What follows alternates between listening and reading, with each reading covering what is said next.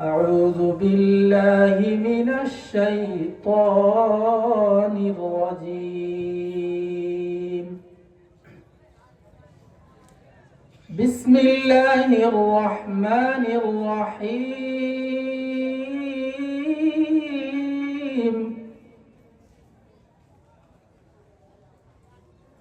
ما كان محمد أبا أحد من رجالكم ولكن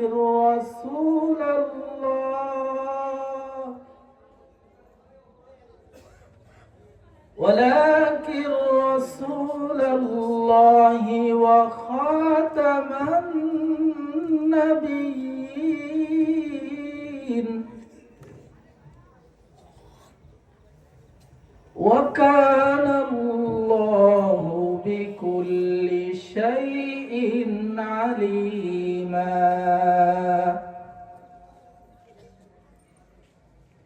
يا أيها الذين آمنوا اذكروا الله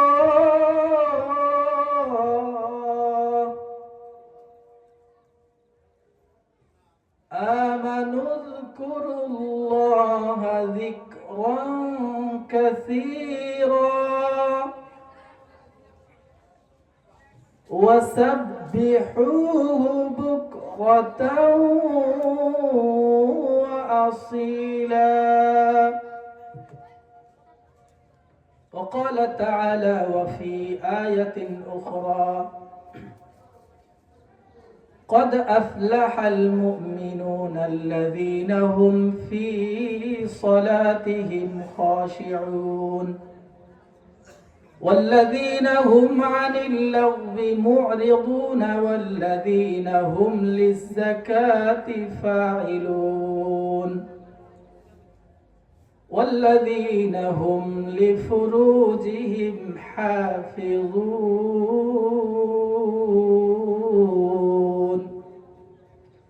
وقال رسول الله صلى الله عليه وسلم: الكيس من دان نفسه وعمل لما بعد الموت والعاجز من أتبع نفسه هواها وتمنى على الله، أو كما قال النبي عليه الصلاة والسلام.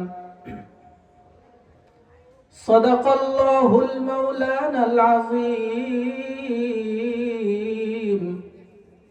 وصدق رسوله النبي الأمي الكريم،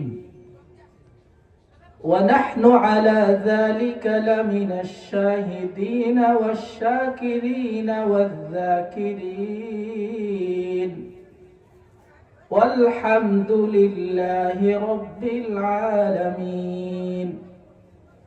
وقال تعالى في شان حبيبه مخبرا وآمرا: إن الله وملائكته يصلون على النبي يا أيها الذين آمنوا صلوا عليه وسلموا تسليما।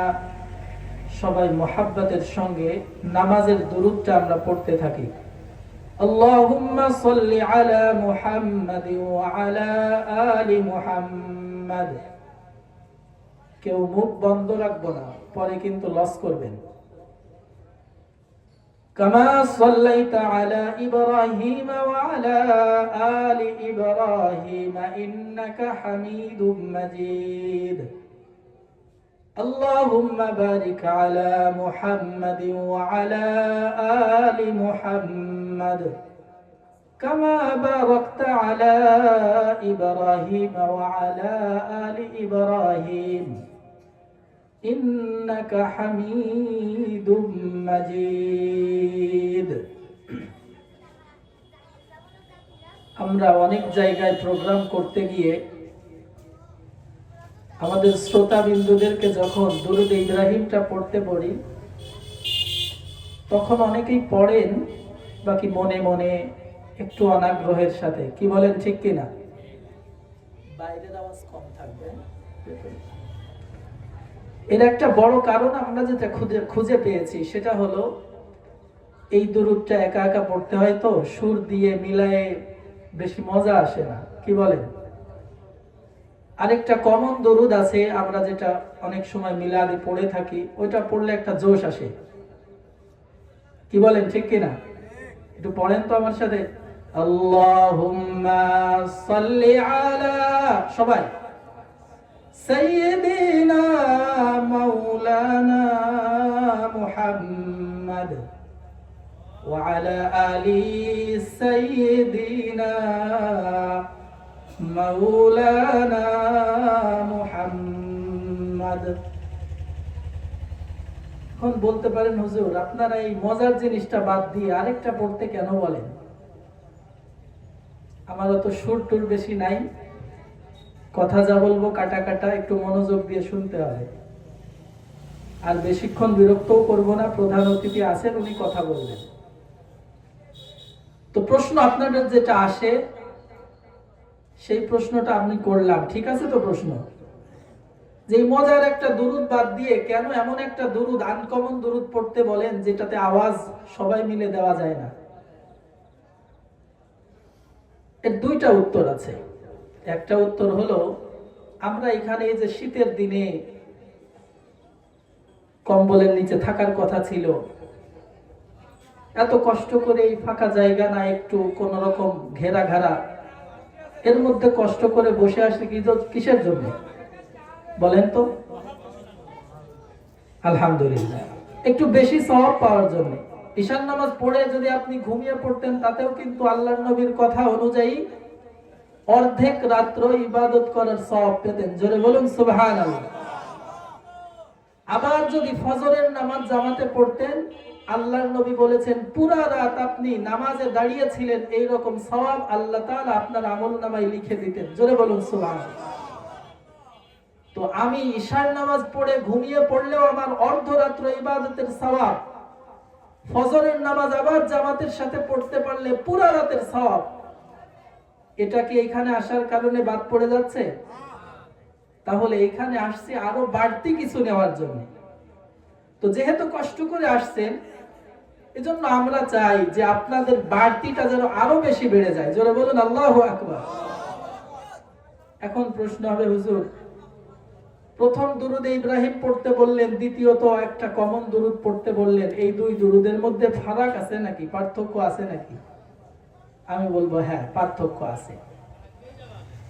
একটা দুরুদ হলো, প্রথম কমন কথাটা বলি, যেখানে মিল আছে, আপনি দুরুদে ইব্রাহিম পড়লেও যেই সওয়াব পাবেন, আপনি পরে যেই দুরুদটা পড়েছি এটা পড়লেও সমান সওয়াব পাবেন, কোনো কম বেশি নেই। কিন্তু বেশি ফায়দা হলো প্রথম দুরুদটা পড়লে আপনি সরাসরি নবীর বানানো দুরুদ মুখ দিয়ে উচ্চারণ করার সৌভাগ্য পাবেন। জোরে বলুন সুবহানাল্লাহ। আর দ্বিতীয় দুরুদটা পড়লে মানুষের বানানো একটা নবীর প্রতি দুরুদ পড়ার ফজিলত আপনি পাবেন। তো যেই দুরুদ পড়লে সরাসরি আমার নবীর জবান দিয়ে যেই শব্দগুলো বের হয়েছে সেটা পড়তে আমরা উৎসাহিত করি। জোরে বলুন ঠিক কিনা? ইন্নাল্লাহা ওয়া মালাইকাতাহু ইউসাল্লুনা আলান নাবিয়্যি, এই আয়াতটা অনেক সময় শুনেছেন না আপনারা? এই আয়াতটা যখন নাজিল হয়, সাহাবায়ে কেরাম আল্লাহর নবীর কাছে দৌড়ায় আসছেন, ইয়া রাসূলুল্লাহ, ইয়া হাবিবাল্লাহ,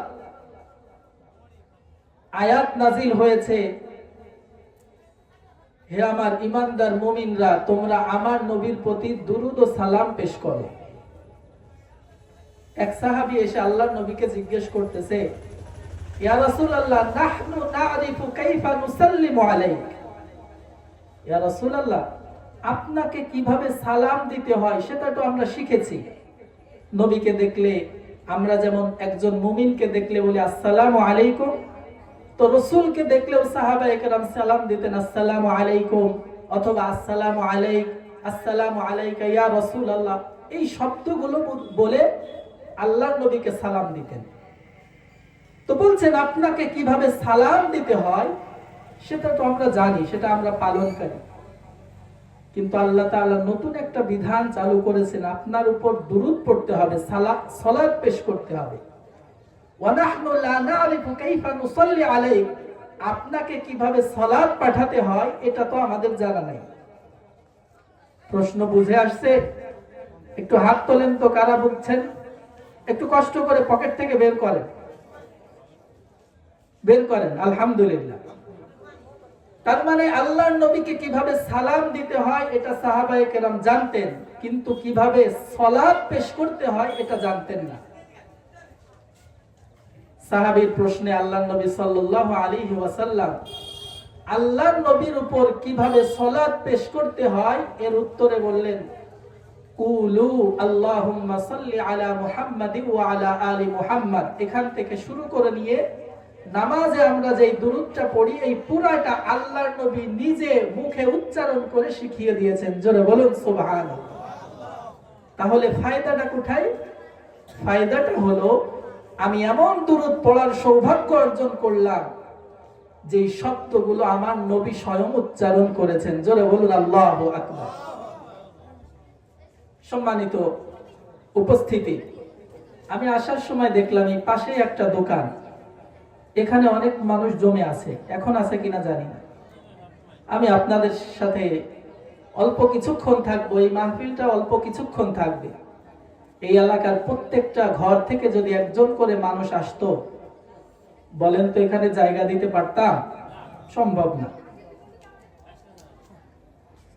যারা আসতেছে না, হতে পারে আল্লাহ তাআলা তাদেরকে অর্ধেক বের করে আনছিলেন।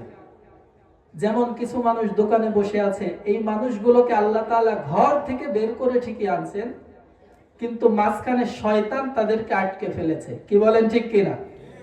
এই মানুষগুলোকে জোর করে আনার ক্ষমতা আমার আপনার কারো নাই, একমাত্র এনে দিতে পারেন তিনি কে?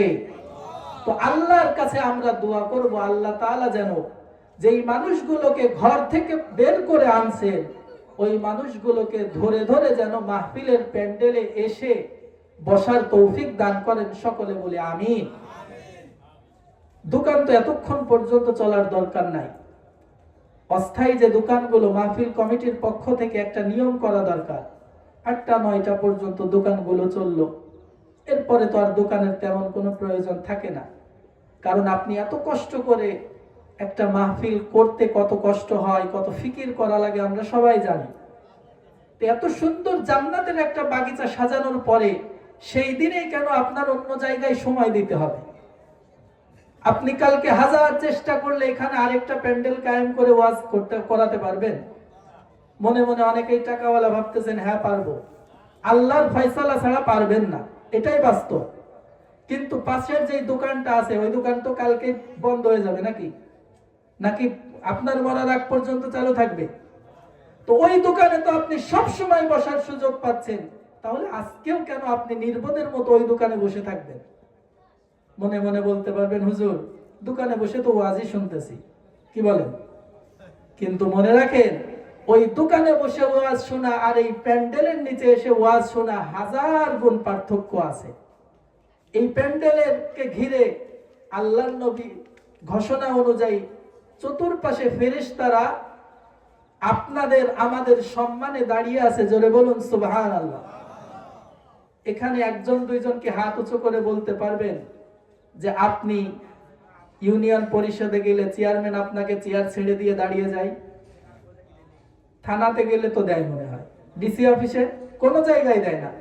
এমন অনেক মানুষ আছি না, গ্রামের বড় কোনো মিটিং হলে আপনার দাওয়াত পড়ে না, আছে না? এই রকম নগণ্য বান্দার জন্য আল্লাহর নিযুক্ত ফেরেশতারা চতুর্দিকে আপনাদের সম্মানে দাঁড়িয়ে আছে। এর থেকে আপনি আর কি চান? আমি যে নগণ্য বান্দা, আমার জন্য দুনিয়ায় কেউ সম্মান দেয় না, কিন্তু আমি এই প্যান্ডেলের নিচে বসার কারণে আল্লাহর নিযুক্ত ফেরেশতারা আমাদের জন্য দাঁড়িয়ে আছে সম্মানার্থে। সুবহানাল্লাহ। সুতরাং আপনি ওয়াজ যদি 100% মনোযোগ দিয়েও শোনেন, দোকানে বসে আছেন, আপনি এই ফজিলত তো পাচ্ছেন না। আল্লাহ তাআলা সকলকে বুঝার তৌফিক দান করুন। সকলে বলি আমিন। আমি মাহফিলের দাওয়াত গ্রহণ করার পরে আপনাদের ইমাম সাহেব হুজুর আমার কাছে আবেদন করেছিলেন, হুজুর আপনি একটু তাফসীর করবেন। আপনাদের কি মনে চায় না তাফসীর একটু শুনি? স্বাভাবিক ওয়াজ আর তাফসিরের মধ্যে পার্থক্য আছে। স্বাভাবিক ওয়াজ হচ্ছে বক্তার শ্রোতার মন মানসিকতা অনুযায়ী যখন যেটা মনে আসবে, যে বিষয়ে মনে আসবে সেই বিষয়ে কথা বলবে। আর তাফসির করতে গেলে নির্দিষ্ট একটা সূরা অথবা নির্দিষ্ট কিছু আয়াতকে সামনে রেখে সে বিষয়ে কথা বলতে হয়। এজন্য তাফসির মাহফিলগুলোতে শ্রোতার অ্যাটেনশন, মনোযোগটা বেশি থাকা লাগে। কারণ এখানে তো সব তাফসিরের মধ্যে আপনার মজার মজার গল্প থাকবে এমন না, কিছু বিধানও তো থাকতে পারে। এখন বিধানগুলো তো আর কান্নাকাটি করে বলা যায় না, অনেক সুর দিয়েও বলা যায় না। এজন্য তাফসির যদি আপনার শুনতে হয়, মনোযোগটা একটু বাড়াতে হবে। তবে তাফসিরের একটা বিশেষ বৈশিষ্ট্য হলো, আপনি যদি প্রথম থেকে কিছুক্ষণ মনোযোগ লাগাতে পারেন, শেষ পর্যন্ত আল্লাহ তাআলা অবশ্যই আপনাকে বসায় রাখবে, কারণ আপনার মনোযোগটা ওখানে থাকবে। যদি বক্তার কোনো ত্রুটি না থাকে, অযোগ্যতা না থাকে, তাহলে অবশ্যই আপনি তাফসিরে প্রথম মনোযোগ দিলে আপনার মনোযোগটা শেষ পর্যন্ত থাকবে ইনশাআল্লাহ। পারবো তো আমরা একটু মনোযোগ দিতে? আমি ছোট মানুষ, তাফসির করতে গিয়ে আমার পক্ষ থেকে কোনো বলার ক্ষমতা আমার নাই, সেই যোগ্যতাও আমার নাই। মুরব্বী হলে হয়তো নিজের পক্ষ থেকে হেডাম দেখাই দু একটা বলে দিতাম, আপনারা মানতেন মানতেন, না মানতেন না মানতেন। কিন্তু ছোট মানুষ তো, কিছু একটা ভুল বললে আপনারা ধরার সুযোগ আছে, এবং আমি আপনাদেরকে এই অধিকার দিচ্ছি। আপনার কাছে যদি মনে হয় কথাটা একটু অন্যরকম, আপনারা সাথে সাথে কাউন্টার দিবেন, কারণ এরকম কাউন্টার খাওয়ার অভিজ্ঞতা আছে। আমি জেলা মডেল মসজিদের ইমাম, ওখানে ডিসি, এসপি, আপনার গোয়েন্দা সংস্থার লোক অহরহ সব সময় থাকে। তো ওনাদের সামনে জুমার বয়ান করতে গেলে একটু পড়াশোনা, একটু হিসাব কিতাব করেই বলতে হয়, যা ইচ্ছা তা বলা যায় না।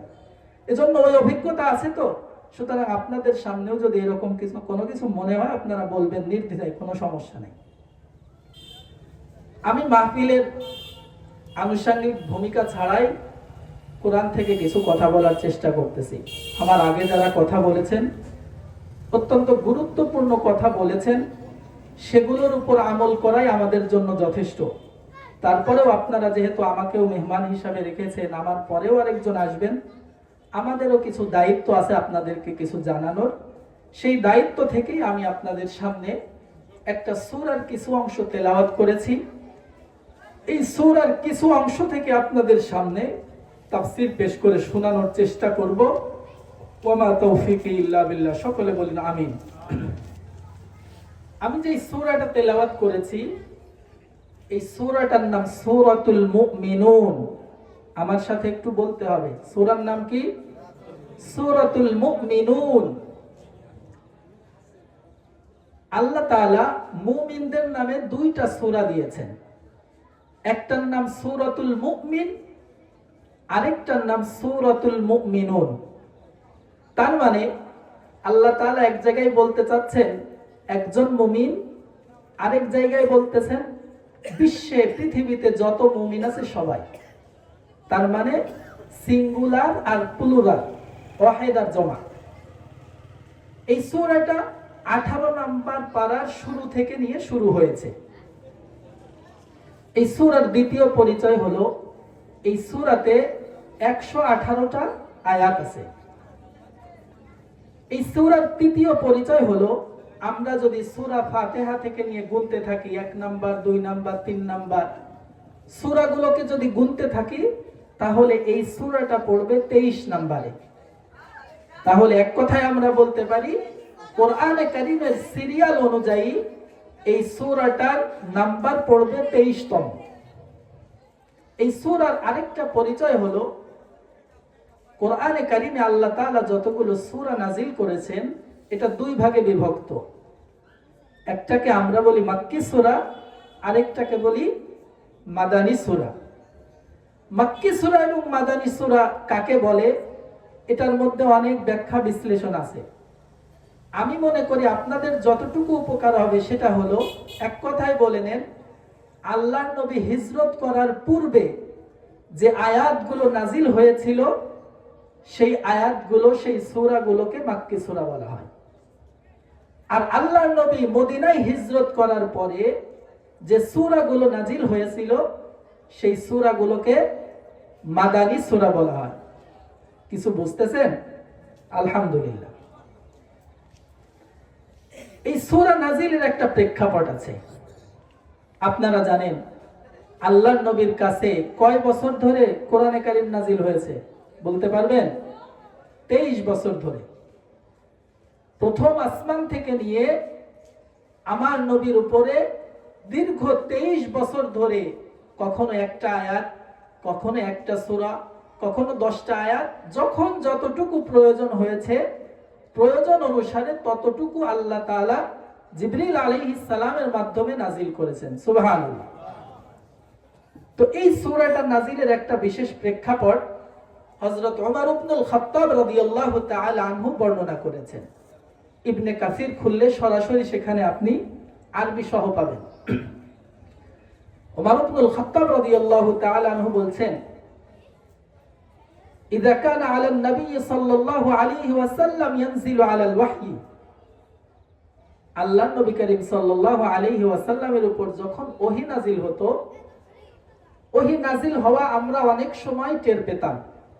কিভাবে টের পেতাম? ওমর রাদিয়াল্লাহু তাআলা আনহু বললেন, কখনো কখনো ওহী নাজিল হওয়ার সময় আমাদের স্কুল কলেজগুলোতে, প্রাইমারিতে ছুটির ঘন্টা দিলে যেমনি ভাবে ঘন্টা বাজে, আল্লাহর নবীর কাছে জিবরিল আলাইহিস সালাম ওহী নিয়ে আসলে এই রকম ঘন্টার ধ্বনির ন্যায় ছোট ছোট মৃদু আওয়াজে ঘন্টার ধ্বনি হতো। তখন আমরা বুঝতে পেতাম আল্লাহর নবীর কাছে জিবরিল আলাইহিস সালাম এসেছে। ওমর ইবনুল খাত্তাব রাদিয়াল্লাহু তাআলা আরো বলেন, আবার কখনো কখনো মানুষের সূরাতে জিবরিল আলাইহিস সালাম আল্লাহর নবীর কাছে ওহী নিয়ে আসতেন। আল্লাহর নবী সেটাও বর্ণনা করেছেন। দিহইয়া আল কলবি, এই সাহাবীর রূপ ধরে হযরত জিবরিল আলাইহিস সালাম আল্লাহর কাছে ওহী, নবীর কাছে ওহী নিয়ে আসতেন। তৃতীয় আরেকটা পদ্ধতি হলো, ওমর ইবনুল খাত্তাব বলেন, আল্লাহর নবীর কাছে যখন ওহী নাজিল হতো তখন কাদাবিয়াতিন নাহাল, মধুর চাক থেকে যখন মাছিগুলো এক জায়গা থেকে আরেক জায়গায় ট্রান্সফার হয়, একটা আওয়াজ হয় না, ভন ভন ভন, এই আওয়াজ হতো। এই সূরাটা যখন নাজিল হয়, ওমর ইবনুল খাত্তাব বলেন, ইসমাউ ইনদা ওয়াজহিহি কাদাবিয়াতিন নাহাল, আল্লাহর নবীর চতুর্পাশে মধুর মাছির আওয়াজের ন্যায় আওয়াজ হতে শুরু করলো। আমরা বুঝে ফেললাম আল্লাহর নবীর কাছে ওহী নাজিল হচ্ছে। আল্লাহর নবী সাল্লাল্লাহু আলাইহি ওয়াসাল্লাম ফাস্তাকবালাল কিবলা, কিবলামুখী হয়ে গেলেন। ওয়া আনসাতা, কিছুক্ষণ চুপ করে থাকবেন। সুম্মা রাফাআ ইয়াদাইহি ইলাস সামা, এরপর আল্লাহর নবী সাল্লাল্লাহু আলাইহি ওয়াসাল্লাম কিছুক্ষণ চুপ থেকে আসমানের দিকে দুহাত প্রসারিত করলেন। জোরে বলুন সুবহানাল্লাহ। আর দোয়া করতে লাগলেন, আল্লাহুম্মা জিদনা ওয়ালা তানকুসনা ওয়া আকরিমনা ওয়ালা তুহিননা ওয়া আ'তিনা ওয়ালা তাহরিমনা ওয়া আথিরনা ওয়ালা তুসির আলাইনা। জোরে বলুন আমিন। আল্লাহর নবী দোয়া করতে লাগলেন, হে আল্লাহ, আপনি আমাদেরকে নিয়ামত বাড়ায় দেন, কমায় দিয়েন না। হে আল্লাহ, আপনি আমাদেরকে সম্মানিত করুন, আমাদেরকে অপদস্থ অপমানিত করবেন না। এরপর আল্লাহর নবী বললেন, হে আল্লাহ, আপনি আমাদেরকে আপনার রহমত থেকে বঞ্চিত করবেন না। সর্বশেষ আল্লাহর নবী দোয়া করলেন, ইয়া রাব্বাল আলামিন, পৃথিবীতে আপনি যত নবী রাসূল পাঠিয়েছেন, তাদের উম্মতকে পাঠিয়েছেন, সবার উপরে আমাদেরকে প্রাধান্য দিবেন, আমাদের উপরে কাউকে প্রাধান্য দিবেন না। জোরে বলুন সুবহানাল্লাহ। আল্লাহর নবী, বিশ্ব নবী জনাবে মুহাম্মদুর রাসূলুল্লাহ কিছুক্ষণ চুপ করে থাকলেন। আসমানের দিকে দুহাত তুলে এই রকম গাম্ভীর্যপূর্ণ বরকতময় কিছু দোয়া করলেন। আল্লাহর নবীর দোয়া কখনো বিফলে যায় না। আমরা সবাই জানি আল্লাহর নবীর কোন দোয়া কোনদিন বিফলে যায় নাই। জোরে বলুন ঠিক কিনা? সুতরাং আল্লাহর নবী আমাদের জন্য দোয়া করেছেন, হে আল্লাহ, আমার উম্মতকে আপনি সবার আগে প্রাধান্য দিবেন, অন্য কাউকে দিবেন না। আমরা জানি কিয়ামতের কঠিন ময়দানে আল্লাহর নবীর সুপারিশে সর্বপ্রথম উম্মতে মুহাম্মাদি জান্নাতে প্রবেশ করবে। এর আগে অন্য কোন নবীর উম্মত জান্নাতে প্রবেশ করতে পারবে না। জোরে বলুন ঠিক কিনা? আল্লাহর নবী বলেছেন, ইয়া রাব্বাল আলামিন, আপনি আমার উম্মতকে রহমত বাড়ায় দেন, কমায় দিবেন না।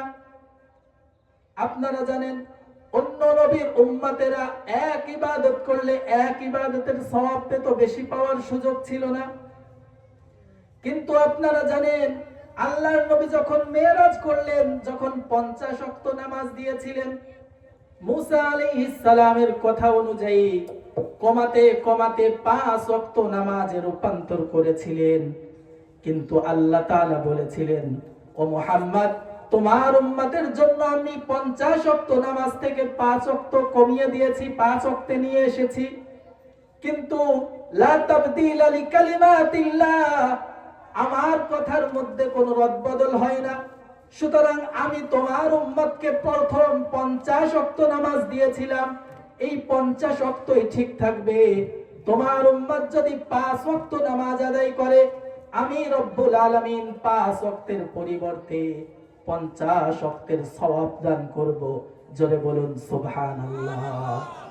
আল্লাহর নবী এখানে যে কয়টা দোয়া করেছেন, প্রত্যেকটা দোয়া কবুল করেছেন এবং সেগুলোর ফসল আমরা পাচ্ছি। জোরে বলুন আল্লাহু আকবার, আরো জোরে বলুন আল্লাহু আকবার। সূরাতুল মুমিনুন আয়াত নাজিল প্রেক্ষাপট বললাম। এখানে আল্লাহ রাব্বুল আলামিন একত্রে 10টা আয়াত নাজিল করেছিলেন। এই 10টা আয়াতের মধ্যে মুমিনদের 7টা গুণাবলীর কথা বলা হয়েছে এবং সর্বশেষ আল্লাহ তাআলা বলেছেন, এই 10টা আয়াতের মধ্যে 7টা গুণাবলী কোন মুমিন যদি পালন করতে পারে, অর্জন করতে পারে, তাহলে আমি রব্বুল আলামিন ওই উম্মতকে জান্নাতুল ফিরদাউসের মালিকানা বানিয়ে দিব। জোরে বলুন না আল্লাহু আকবার। পুরা গ্যারান্টি আল্লাহর নবী নিজে আয়াত নাযিল করে দিয়েছেন।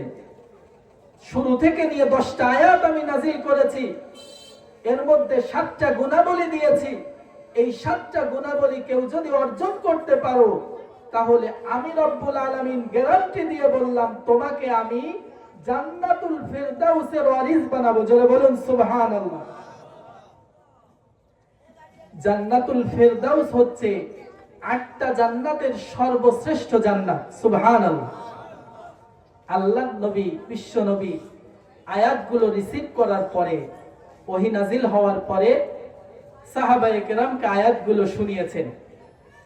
সর্বশেষ যেই আয়াতের মধ্যে আল্লাহ তাআলা জান্নাতুল ফিরদাউসের মালিকানা বানানোর ঘোষণা দিয়েছেন, সেই শব্দটার একটু ব্যাখ্যা আপনাদেরকে করি। আল্লাহ তাআলা বলেছেন, তোমাদেরকে জান্নাতুল ফিরদাউসের ওয়ারিস বানাবো। ওয়ারিস শব্দ তো সবাই চেনেন। একজন পিতা মারা গেলে সন্তানরা ওয়ারিস হিসাবে সম্পদ পায়, ঠিক কিনা? সম্পদ পাওয়ার, সম্পদের মালিকানা লাভ করার অনেকগুলো পদ্ধতি হতে পারে। আপনি কারো কাছ থেকে সম্পদ ক্রয় করে নিয়েছেন, কিনে নিয়েছেন, অথবা কেউ আপনাকে দান করেছে, অথবা আপনি বাইনা সূত্রে মাত্র মালিকানা লাভ করবেন ভাব। আরেকটা মালিকানার পদ্ধতি হলো ওয়ারিস হওয়া, অর্থাৎ পিতার সম্পদ সন্তানরা পাওয়া। বলেন তো সবচেয়ে সহজ পদ্ধতি কোনটা এবং অকাট্য কোনটা? ওয়ারাসাত সূত্রে যে সম্পদের মালিক হন, এইটা হচ্ছে সব থেকে বেশি অকাট্য। এর মধ্যে কোনো হেরফের থাকে না, গড়বড় থাকে না। আপনি ভালো বুঝে এই বাজারের পাশে একটা জমি কিনেছেন, হঠাৎ করে দেখা গেল আপনার আগে এই জমি বিক্রি হয়ে গেছে, হতে পারে না? আপনাকে কেউ একজন ভালো বুঝে একটা সম্পদ, একটা জায়গা দান করেছে, হতে পারে যে ওই জমিটা তার না, হতে পারে না? তার মানে সম্পদের মালিকানা লাভের অন্য যত পদ্ধতি আছে সবগুলোর মধ্যে গড়বড় থাকতে পারে, কিন্তু ওয়ারাসাত সূত্রে পিতা মারা যাওয়ার পরে সন্তানরা যেই সম্পদ পায়, ওই সম্পদের মালিকানা লাভের মধ্যে কোনো কি থাকে না, গড়বড় থাকে না। একটু খেয়াল করে দেখেন তাফসীর কি জিনিস। আল্লাহ তাআলা এখানে বলেছেন, তোমাদেরকে জান্নাতের ওয়ারিস বানাবো, মালিক বানাবো, এই কথা বলেন নাই। জোরে বলুন আল্লাহু আকবার। তার মানে যদি মালিকের কথা বলতেন, কিছুটা হয়তো হেরফের থাকতে পারতো, শর্ত থাকতে পারতো। সরাসরি আল্লাহ তাআলা মালিকের কথা না বলে বলেছেন, তোমাদেরকে আমি জান্নাতুল ফিরদাউসের ওয়ারিস বানাবো। জোরে বলুন সুবহানাল্লাহ।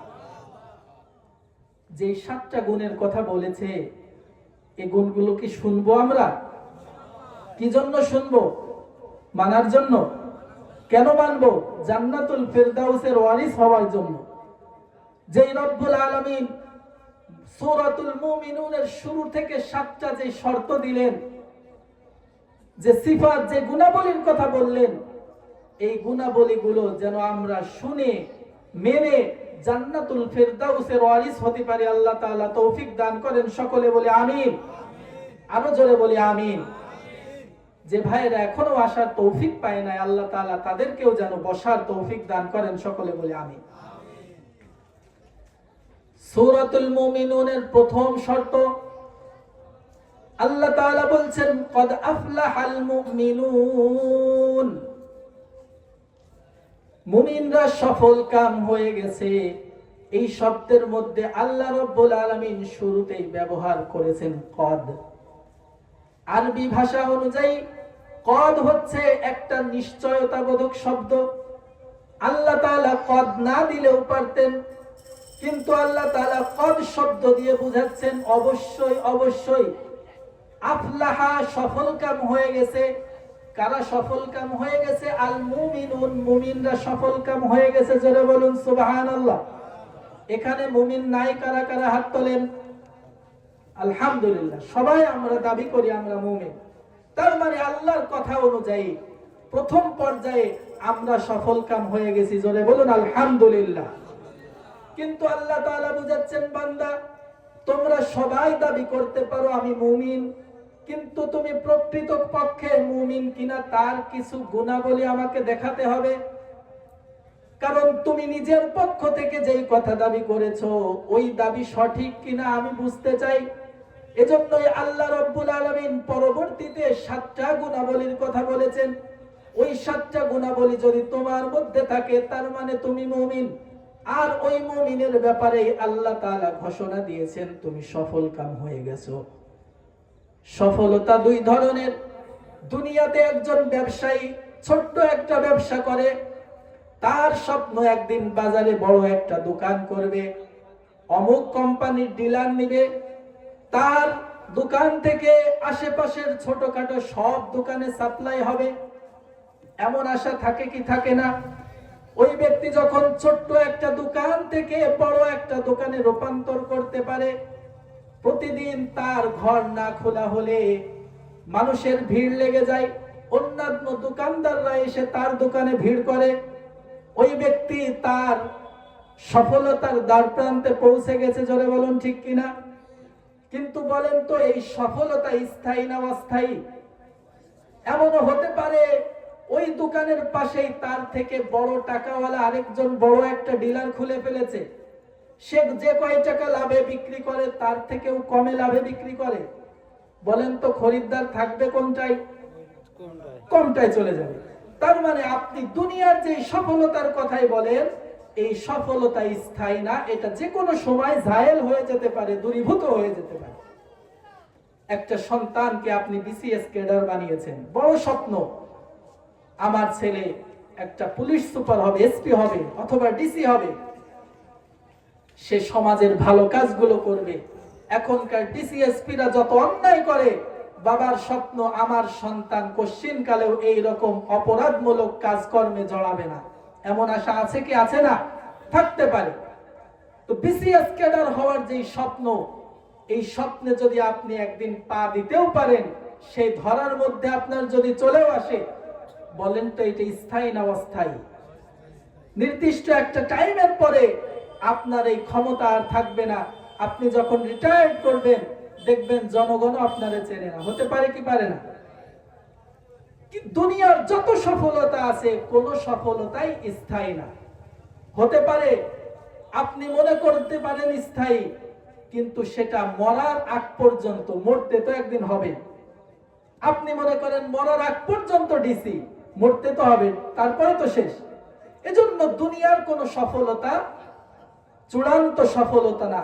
চূড়ান্ত সফলতা হলো আল্লাহ তাআলার রেজামন্দি, সন্তুষ্টি অর্জন করে জান্নাতুল ফেরদাউসের মালিক হওয়া। এটাই হলো চূড়ান্ত সফলতা। জোরে বলুন ঠিক কিনা? আল্লাহ তাআলা আমাকে আপনাকে দুনিয়ার কোনো সফলতার গ্যারান্টি দেন নাই। ভুল বুঝতে পারবেন না যে হুজুর সফলতার কথা বললেন, কই আমি তো এত চেষ্টা করেও আমার একটা ব্যবসা দাঁড় করাতে পারলাম না, এত কষ্ট করেও আমি ভালো একটা চাকরির সন্ধান পেলাম না। আল্লাহ তাআলা দুনিয়াবি এইরকম সফলতার গ্যারান্টি দেন নাই, কারণ এই দুনিয়া নশ্বর, এটা ধ্বংস হয়ে যাবে, আপনার সফলতাও একদিন ধ্বংস হয়ে যাবে। সুতরাং এই সামান্য দুনিয়ার এতটুকু সুখ শান্তি দিয়ে আল্লাহ তাআলা আপনাকে ধোঁকা দিতে চান না। জোরে বলুন ঠিক কিনা? আল্লাহ যেই সফলতা দান করবেন ওই সফলতার কোনো শেষ নাই। আমরা ওই সফলতা নিতে রাজি আছি তো ইনশাআল্লাহ। তাহলে আসেন, মুমিনদের যেই গুণাবলীর প্রথম গুণাবলী হলো আল্লাযীনা হুম ফি সালাতিহিম খাশিউন। খুব মনোযোগ দিয়ে শুনেন। প্রথম শর্ত হলো ওই মুমিনরা সফলকাম হবে, ওই মুমিনরা জান্নাতুল ফেরদাউসের মালিক হবে যেই মুমিন তার নামাজে বিনয়ী হবে। কি হবে? নামাজে বিনয়ী। আমার কথা একটু মনোযোগ দিয়ে শুনেন। বলতে পারেন হুজুর নামাজে আবার বিনয়ের মানে কি? নামাজে বিনয়ী হওয়ার দুইটা পদ্ধতি আছে। এক নাম্বার হলো অন্তরের দিক দিয়ে বিনয়ী হতে হবে, দুই নাম্বার হলো বাহ্যিক ভাবে আপনি যে বিনয়ী সেটাও আল্লাহকে বোঝাতে হবে। এবার বলবেন হুজুর অন্তরের দিক দিয়ে বিনয়ী কিভাবে হব আর বাহ্যিক ভাবে আমি কিভাবে বিনয়ী হব? আমি আপনাদেরকে বলছি, আমি যতটুকু কথা বলি আপনাদের প্রশ্নগুলোর উত্তর দিয়ে যাওয়ার চেষ্টা করব। আশা করি আমার কথাগুলো শোনার পরে আপনার কোনো ফাঁক ফোকর থাকবে না। আমি শুধু আমার মতো বলে গেলাম, আপনি কিছুই বুঝলেন না, আমল করার কিছু পেলেন না, এটা হবে না। তাহলে আল্লাহ তাআলা বলেছেন নামাজে তোমাকে বিনয়ী হতে হবে। নামাজে বিনয়ী হওয়ার পদ্ধতি কয়টা? আরো জোরে বলেন। দুইটা। এক নাম্বার অন্তরের দিক দিয়ে আপনাকে নামাজি হতে হবে, বিনয়ী হতে হবে। দুই নাম্বার বাহ্যিক অঙ্গ প্রত্যঙ্গ দিয়েও আল্লাহকে বোঝাতে হবে যে আমি বিনয়ী। এবার আসেন অন্তরের দিক দিয়ে কেমনে আমি বিনয়ী হব? অন্তরের দিক দিয়ে বিনয়ী হওয়া মানে খুশুয়ের সাথে নামাজ পড়া। আপনারা অনেক সময় হুজুরদের মুখ থেকে শোনেন খুশু খুজুর সাথে নামাজ পড়বা, কিন্তু অনেকের জানার সুযোগ হয় নাই খুশু খুজু আসলে মানে কি। খুশু মানে হচ্ছে অন্তরটাকে আল্লাহর দিকে ঝোঁকায়ে দেওয়া, অন্তরকে আল্লাহ তাআলার দিকে এমন ভাবে মুতাওয়াজ্জু করা যেন আপনি আল্লাহর সামনে দাঁড়িয়ে আছেন, এটা আপনার অন্তরে কল্পনা হয়। অন্তরকে আপনি যদি আল্লাহর কাছে বিনয়ী হিসেবে পেশ করতে চান তাহলে তার মাধ্যম হলো আল্লাহর নবী বিশ্ব নবী বলেছেন সল্লু কামা রাআইতুমুনি উসাল্লি। ও আমার দুনিয়ার ইমানদার মুসলমানের দল, তোমরা আমাকে যেভাবে নামাজ পড়তে দেখো সেভাবে নামাজ পড়বা। এই কথা অনুযায়ী সাহাবায়ে কেরাম আমল করেছেন। আল্লাহর নবীর সাহাবী থেকে বর্ণিত, আল্লাহর নবীর সাহাবীরা যখন নামাজে দাঁড়াতেন এমন ধীর স্থির ভাবে দাঁড়াতেন তাদের উপর পাখি বসলেও তারা টের পেতেন না, আর ওই পাখিটাও টের পেত না এটা কোনো মানুষ নাকি কোনো গাছের উপর আমি বসে আছি। জোরে বলুন ঠিক কিনা? আমি আপনি কেমনে নামাজে দাঁড়াই? আল্লাহর নবী বিশ্ব নবীর কথা অনুযায়ী হয় কিনা? সামান্য একটা মশা আর মাছি যদি আমার গায়ের উপর পড়ে আমি অস্থির হয়ে যাই, মনে হয় যে আমি কোন রোবটের উপর দাঁড়িয়ে আছি। কোন রোবট? আপনারা বিভিন্ন জায়গায় মেলাতে গিয়ে দেখেন একটা পুতুল পাওয়া যায়, চুম্বকের আকর্ষণে চলে, সারাক্ষণ শুধু নড়তে থাকে, দেখছেন নাকি? দেখবেন চুড়ি ফিতাওয়ালাদের দোকানের সামনে বসানো থাকে এক ধরনের একটা পুতুল, চুম্বকের আকর্ষণে সর্বক্ষণ নড়তে থাকে। আমার আপনার নামাজটা মানুষের মতো হয় না, গাছের মতো হয় না, ওই রোবটের মতো হয়ে যায় যে রোবট সারাক্ষণ নড়তে থাকে। জোরে বলুন ঠিক কিনা? আল্লাহর নবী বলেছেন তোমরা যদি তোমার অন্তরটাকে আল্লাহর কাছে বিনয়ী হিসাবে পেশ করতে চাও তাহলে তোমরা এমন ভাবে নামাজ পড়ো কেমন যেন তুমি আল্লাহকে দেখতে পাচ্ছ। জোরে বলুন সুবহানাল্লাহ।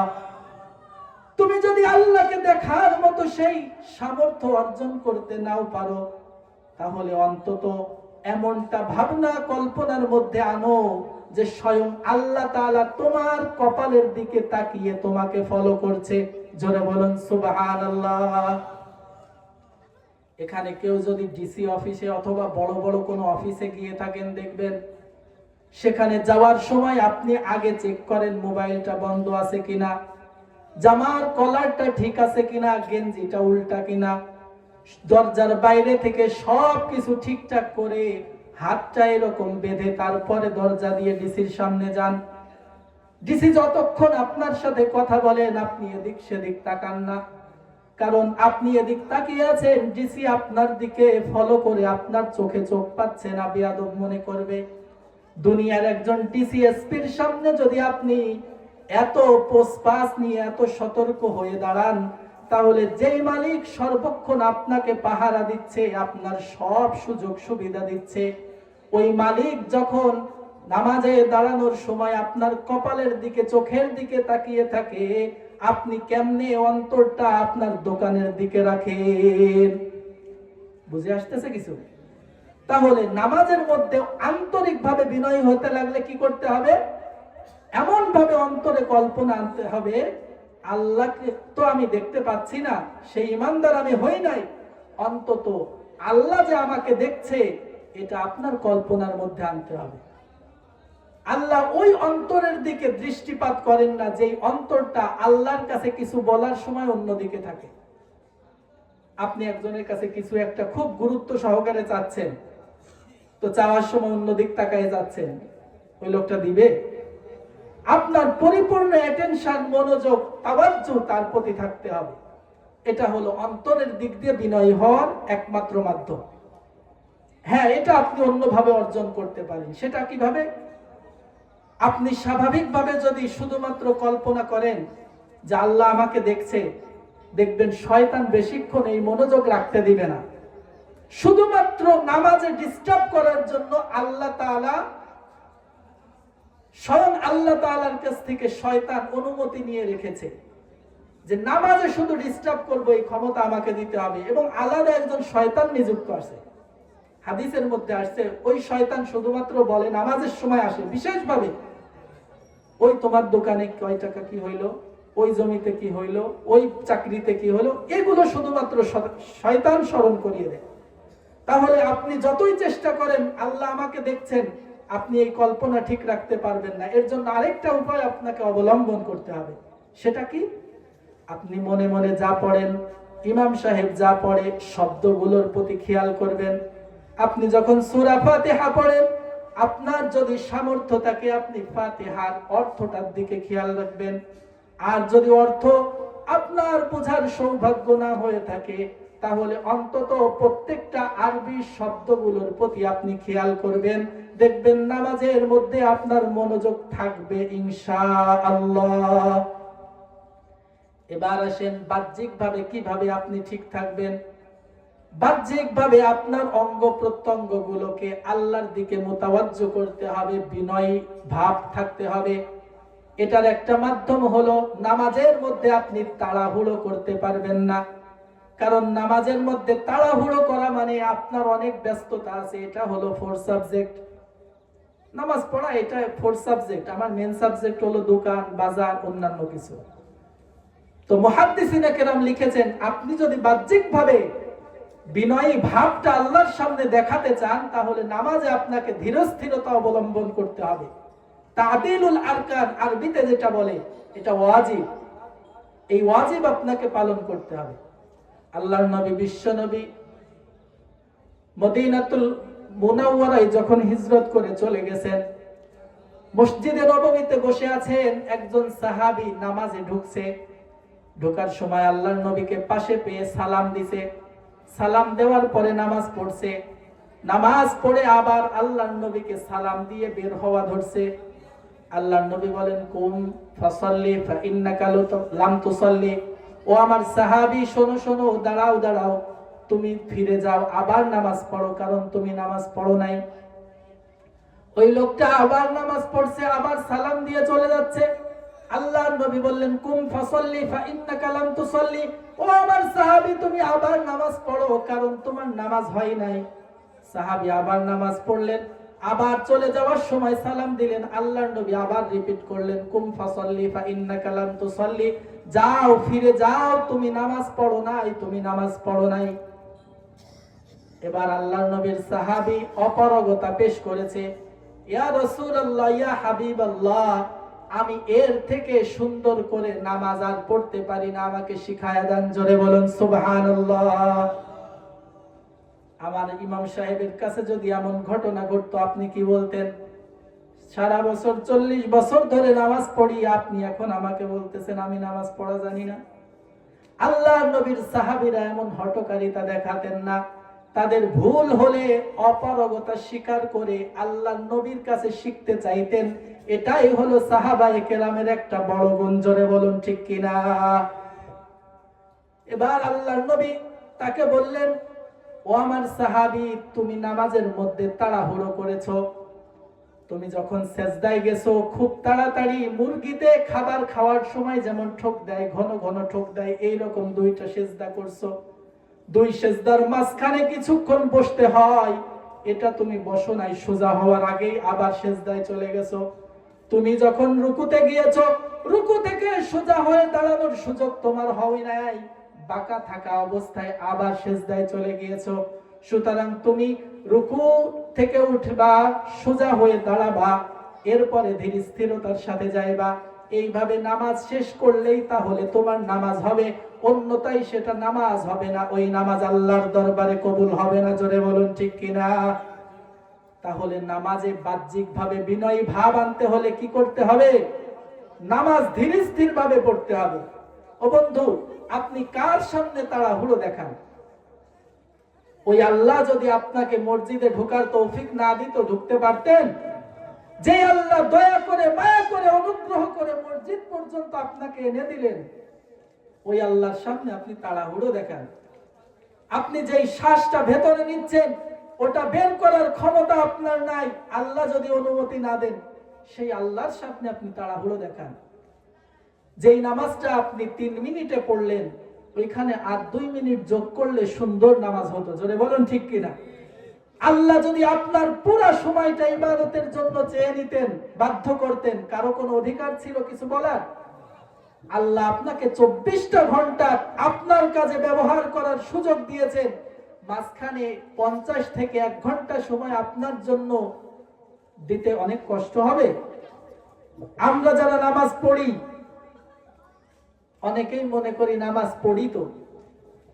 আপনারা কোনোদিন শুনেছেন কিনা, এইভাবে চিন্তা করেছেন কিনা আমি জানি না, আমি আপনাদেরকে বলি, যারা নামাজ পড়েন, পড়েন না যারা, তাদের সাবজেক্ট তো বাদ দিলাম। যারা পড়েন, মনে করেন যে আমি নামাজ পড়ি, মনে রাখবেন, যারা নামাজ পড়ে তাদের ব্যাপারে স্বয়ং আল্লাহ তাআলা বলছেন তাদের জন্য জাহান্নাম। জোরে বলুন নাউযুবিল্লাহ। একটু উল্টা উল্টা মনে হইলো? স্বয়ং আল্লাহ তাআলা বলছেন নামাজীদের জন্য জাহান্নাম। নামাজ পড়ে না যারা, তাদের কথা পরে বলছি।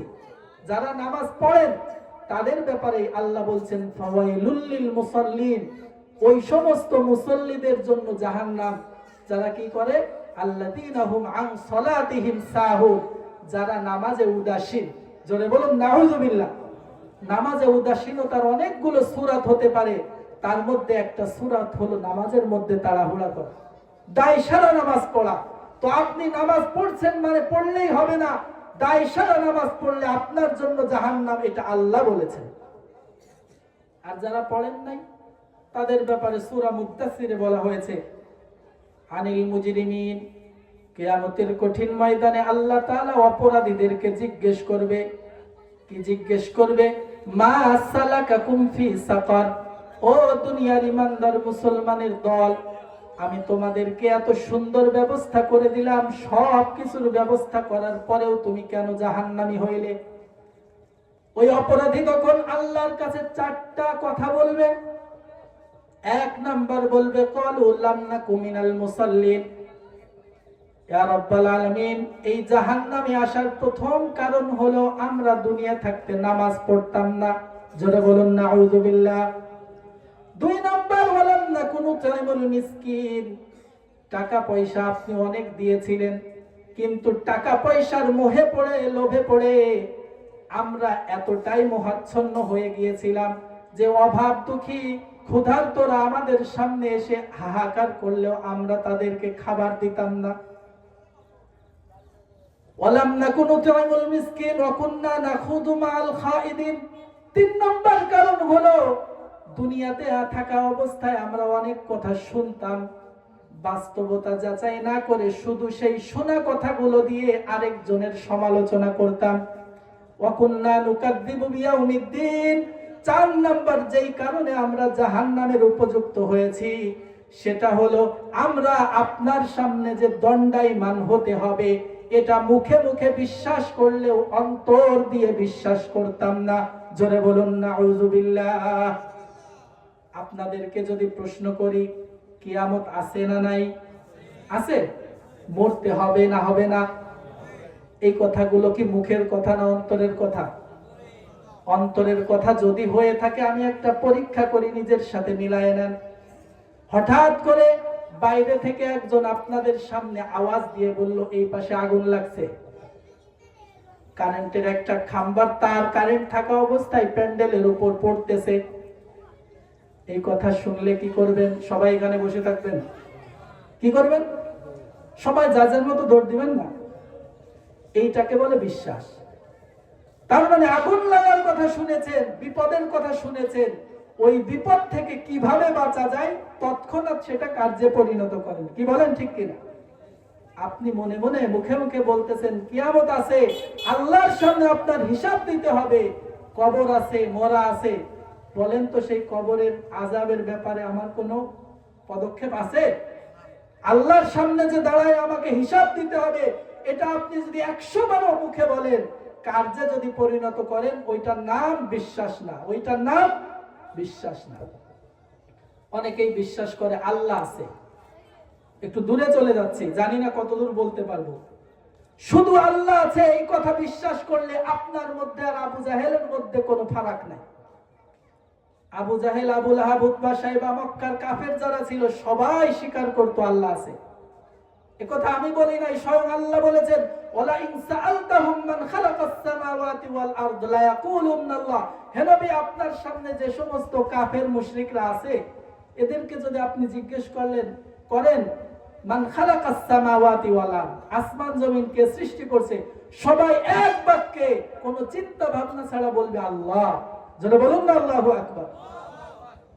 তো আসমান জমিন যিনি সৃষ্টি করছেন তিনি আছেন না নাই? তার মানে আবু জাহেল, আবু লাহাব সবাই বলতো আসমান জমিনের মালিক একজন, তিনি আল্লাহ। তার মানে আল্লাহ আছেন। তো আমিও যদি শুধুমাত্র বিশ্বাস করি যে আল্লাহ আছে, তাহলে কোনো ফারাক হইল? তার মানে তারাও আল্লাহরে মানতো, আমিও আল্লাহরে মানি।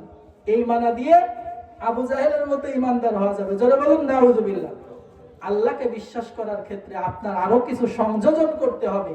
শুধুমাত্র আল্লাহ আছে এই কথার উপর বিশ্বাস করলে পরিপূর্ণ ঈমান না। ভালো করে জেনে যান, বুঝে যান, না হলে আবার পরে গিয়ে ঝগড়া লাগবে। আল্লাহর ব্যাপারে ঈমান আনার ক্ষেত্রে 3টা বিষয় ফলো করতে হবে। 1 নাম্বার,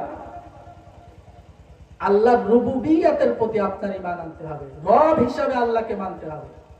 রব হিসাবে মানার অর্থ কি? আল্লাহ তাআলা পৃথিবীতে এমন কিছু ক্ষমতার উৎস যেগুলো পৃথিবীর কোনো মানুষ করতে পারে না। সন্তান দেওয়া কার কাজ? না দেওয়া, না দিলে কি করতে হবে? গাজীর গান দিতে হবে। কি বলেন? গাজীর গান দিলে সন্তান হয় না? কই, আপনাদের তো এখনো দেয়। তার মানে আল্লাহর রুবুবিয়তের প্রতি যদি আপনার ঈমান না থাকে তাহলে আপনি ঈমানদার না। রুবুবিয়ত মানে সন্তান দেওয়ার মালিক আল্লাহ। এই আল্লাহর এই বিশ্বাসের প্রতি, আল্লাহর এই ক্ষমতার প্রতি আপনার 100% ইয়াকিন থাকতে হবে। আপনি যদি 10 বছর নয় 50 বছর অপেক্ষা করার পরেও মনে একদিন কল্পনা আসে শেষবারের মতো একটা গাজীর গান দিয়ে দেখি, আল্লাহ সন্তান দিলেও দিতে পারে। আপনার গাজীর গান বাস্তবায়ন করার দরকার হবে না। আপনার অন্তরে এই কল্পনা আসার সাথে সাথে আপনার ঈমান শেষ। জোরে বলুন নাউযুবিল্লাহ। 2 নাম্বার, আল্লাহ তাআলার উলুহিয়তের প্রতি আপনার পরিপূর্ণ বিশ্বাস থাকতে হবে। উলুহিয়ত মানে কি? আপনি সারা জীবন আল্লাহর ইবাদত করেছেন, মনে মনে ভাবলেন আল্লাহর ইবাদত তো করলামই, ওই যে হিন্দুরা যাদের ইবাদত করে ওদেরটাও মনে হয় মোটামুটি ঠিক আছে। কারণ এখন একটা ট্রেন্ড বেরোইছে, বুদ্ধিজীবীরা আপনাদেরকে বুঝাবে সব ধর্মই সঠিক। এরকম একটা কথার প্রচলন শুরু হয়েছে। তারা বলতে পারে, কিন্তু আপনি ইমানদার দাবি করে যদি মনে করেন সব ধর্মই সঠিক, আপনি আল্লাহর উলুহিয়াতের প্রতি বিশ্বাসী না, আপনার ঈমান থাকবে না, ডাইরেক্ট শেষ। কারণ পৃথিবীতে ইন্না দীনা ইনদাল্লাহিল ইসলাম, আল্লাহর কাছে মনোনীত একমাত্র ধর্মের নাম হলো ইসলাম। ওমাই ইয়াবতাগি গায়রাল ইসলামি দীনান ফালা ইউকবাল মিন। ইসলাম বাদ দিয়ে অন্য কোন ধর্মের ব্যাপারে তোমার যদি আগ্রহ থাকে, কোশ্চিনকালেও সেটা গ্রান্টেড না, সেটা পরিত্যক্ত, সেটা বিবর্জিত, এটা কবুল করা হবে না। 3 নাম্বার, আল্লাহ তাআলার যত সিফাত আছে, গুণাবলী আছে, এগুলোর প্রতি আপনার শতভাগ বিশ্বাস থাকতে হবে। আল্লাহর গুণাবলী রহমান, রাহিম, গফফার, গফুর, কাহ্হার, 99টা যে প্রসিদ্ধ নাম আছে, প্রত্যেকটা গুণাবলী আল্লাহ তাআলা এমনি এমনিতে দেন নাই। বোঝানোর জন্য, সহজ হওয়ার জন্য বলছি, অন্যদিকে কেউ নেবেন না। আমরা এই যে সামনে ইলেকশন আসতেছে, অনেক নেতা আমরা যার দল করি, যে যার দল করেন, ওই নেতার মধ্যে এমন গুণ নাই, তারপরেও বলেন না অমুক ভাইয়ের চরিত্র ফুলের মতো পবিত্র, আরো যা যা আছে বলেন তো। আচ্ছা, কতজন এটা 100% সত্যতা নিয়ে বলেন? বলেন তো, একটু বাড়ায় বলেন না, বলেন তো। এই যে বললেন, তার মানে এটা লৌকিকতা, একটু পাম দেওয়ার জন্য বললেন, নেতার কাছাকাছি যাওয়ার জন্য বললেন। কিন্তু আল্লাহ তাআলার যে গুণাবলী গুলো, এগুলো এরকম পাম দেওয়ার জন্য না, প্রত্যেকটা গুণাবলী আল্লাহর মাঝে 100% বিদ্যমান আছে। জোরে বলুন সুবহানাল্লাহ। তাহলে আল্লাহর ব্যাপারে বিশ্বাসের ক্ষেত্রে 3টা জিনিস ফলো যদি আপনি না করেন, আপনি ঈমানদারের কাতারে আসতে পারেন না। যাই হোক, আমার আলোচনা দূরে চলে যাচ্ছে। নামাজের মধ্যে বিনয়ী হওয়ার 2টা পদ্ধতি এবং সেটা অর্জন করারও 2টা পদ্ধতি বলেছি। পড়বো তো আমরা ইনশাআল্লাহ নামাজ। ইমাম সাহেবের সাথে আমার কথা হয়েছে, আপনারা মন খারাপ করলে কিছু নাই। শুনেছি এই মসজিদে এমনও হয়, মুয়াজ্জিন সাহেব ছাড়া মাঝে মধ্যে 2-1 পাওয়া যায় না। বিশ্বাস হয় তো? কি ভাই, এরকম একটা মসজিদ, এই মসজিদ আপনারা সারা জীবন শুনছেন, মসজিদ মাদ্রাসা এগুলো কিয়ামতের দিন ধ্বংস হবে না, সব কিছু ধ্বংস হয়ে যাবে, এগুলো পানির উপর ভাসমান থাকবে।